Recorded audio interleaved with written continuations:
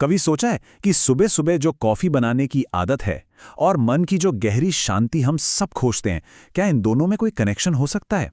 आज हम दिमाग की उसी छिपी हुई बनावट, उसी आर्किटेक्चर को समझने वाले हैं जो इन दोनों को जोड़ता है। तो चलिए इस सफर पर निकलते हैं।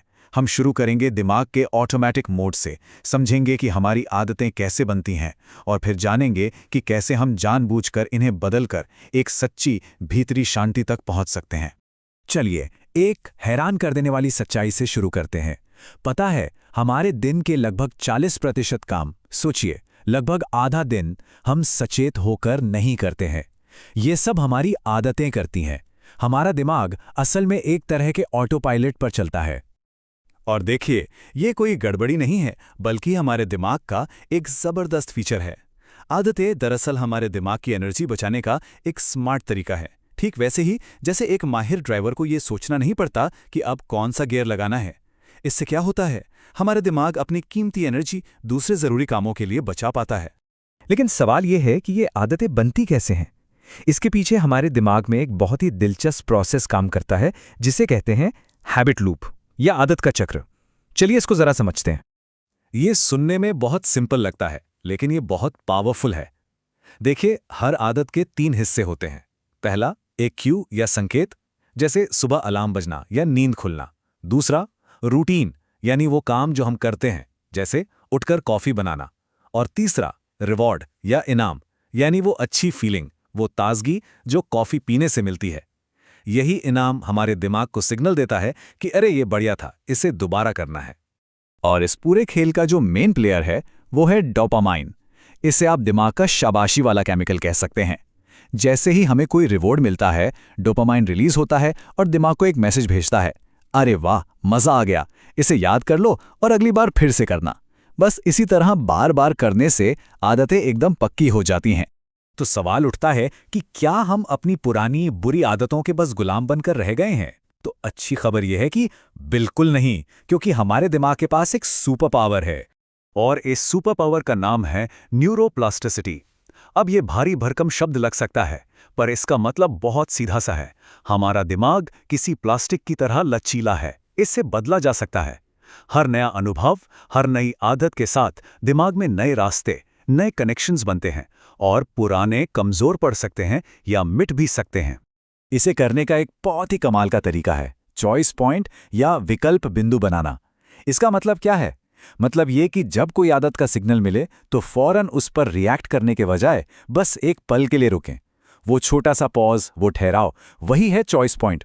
वो आपको एक ऑटोमेटिक रिएक्शन की जगह सोच समझकर फैसला लेने का मौका देता है।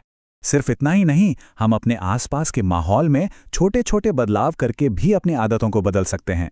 जैसे अगर कोई हेल्दी खाना चाहता है तो वो फलों को फ्रिज के अंदर रखने की बजाय डाइनिंग टेबल पर रख सकता है। या अगर एक्सरसाइज की आदत डालनी है तो जूते दरवाजे के पास रख दिए। इन छोटे छोटे बदलावों को नाज कहते हैं। ये अच्छी आदतों को आसान और बुरी आदतों को मुश्किल बना देते हैं। ठीक है, तो ये तो समझ आ गया कि हम अपनी आदतें बदल सकते हैं। ये बहुत अच्छी बात है। पर यहाँ एक बड़ा और गहरा सवाल उठता है, हम ये सब कर क्यों रहे हैं?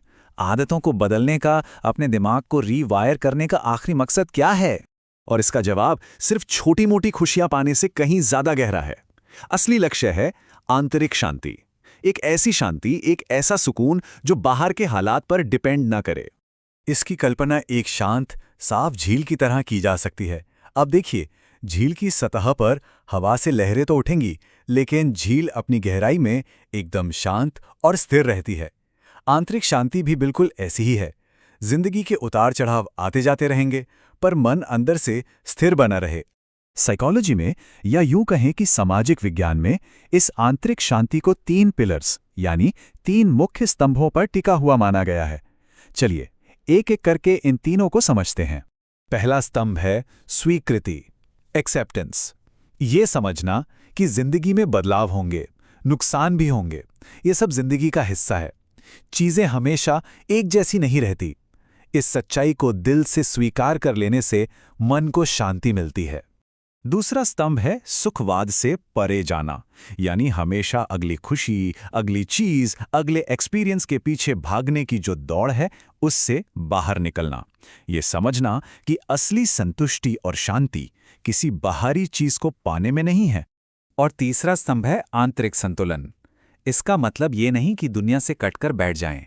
नहीं, इसका मतलब है दुनिया में पूरी तरह से रहते हुए, एक्टिव रहते हुए भी अपने मन का बैलेंस बनाए रखना। मतलब जिंदगी की लहरों पर सर्फिंग करना सीखना, ना कि उनमें डूब जाना। तो अब हम इन दोनों आइडियाज को एक साथ जोड़ते हैं। हमने एक तरफ आदतों को बदलने का कैसे सीखा और दूसरी तरफ आंतरिक शांति का क्यों समझा। अब देखते हैं कि हम इस कैसे का इस्तेमाल अपने क्यों तक पहुंचने के लिए कैसे कर सकते हैं। ये स्लाइड बहुत खूबसूरती से दिखाती है कि ये कैसे काम करता है। जैसे स्वीकृति के पिलर को मजबूत करने के लिए हम मुश्किल भावनाओं को बस नोटिस करने की आदत डाल सकते हैं, जिसे माइंडफुलनेस कहते हैं। सुखवाद से परे जाने के लिए हम किसी भी इच्छा पर फौरन एक्शन लेने से पहले एक पल रुककर उसे देखने की प्रैक्टिस कर सकते हैं। और आंतरिक संतुलन के लिए हम रेगुलर एक्सरसाइज या अच्छी नींद को अपनी जिंदगी का हिस्सा बना सकते हैं। और देखिए, ये कोई नया मॉडर्न कॉन्सेप्ट नहीं है। सदियों से दुनिया भर की जो महान ज्ञान परंपराएं हैं, वो यही बात सिखाती आई हैं। जैसा कि सेंट पॉल ने कहा था कि उन्होंने हर हाल में संतुष्ट रहना सीख लिया है, चाहे पेट भरा हो या भूखा। मतलब असली सुकून हमारे अंदर है, बाहर के हालात में नहीं। तो कुल मिलाकर बात यह है कि जब हम अपने दिमाग के काम करने के तरीके को, उसकी मशीनरी को समझ लेते हैं, तो हम सिर्फ आदतों के गुलाम नहीं रह जाते। हम अपने मन के आर्किटेक्ट बन जाते हैं। हम जानबूझकर एक ज्यादा शांत और मकसद भरी जिंदगी बना सकते हैं। तो आज के लिए आखिरी सवाल बस यही है, वो कौन सी एक छोटी सी सोची समझी आदत हो सकती है जिसे बनाना शुरू किया जा सकता है अपने मन की दुनिया को एक नया आकार देने के लिए। याद रखिए, एक छोटा सा कदम भी अगर उसे लगातार उठाया जाए तो वो मन की पूरी संरचना को बदलने की ताकत रखता है।